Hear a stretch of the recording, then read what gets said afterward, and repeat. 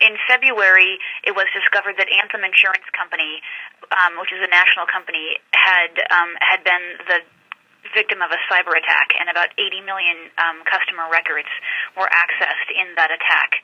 And initially in Montana, we thought our exposure would be relatively small.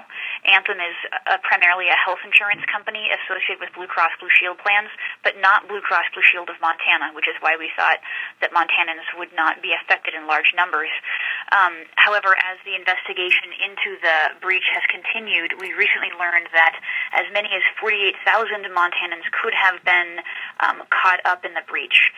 And we certainly wanted Montanans to know about it and to know how they could protect themselves, protect their identity if they were involved. So what kind of information has been hacked? Well, it varies. In Montana, few of the 48,000 are direct Anthem insureds. But many of those of the people who were affected were Montana Blue Cross Blue Shield customers who might have sought care in a state where Anthem processed the claim. So there's some information that could have been accessed that way. It still is information that you wouldn't want other people to have, like your Social Security number is potentially one of the things they could have accessed, your address, that kind of thing.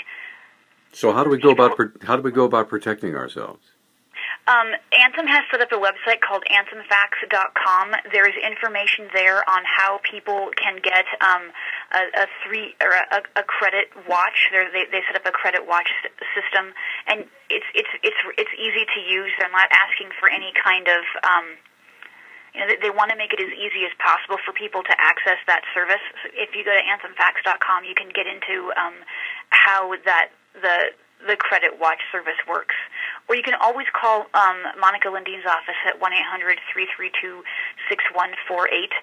Commissioner Lindine actually has kind of a special role in all of this because she's president of the National Association of Insurance Commissioners, and they are involved in the national, what's called a market conduct exam into Anthem. So some states saw, millions of its residents directly affected, like they were direct Anthem customers.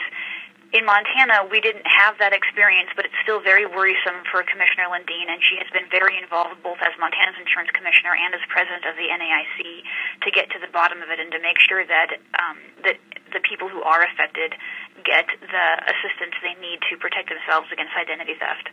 Well, now, if what happens? Let me ask you this: is there any remedy for those who may have been affected personally and had identities stolen that Anthem could be forced to reimburse them for their efforts or for the costs of protecting themselves, or how does that work?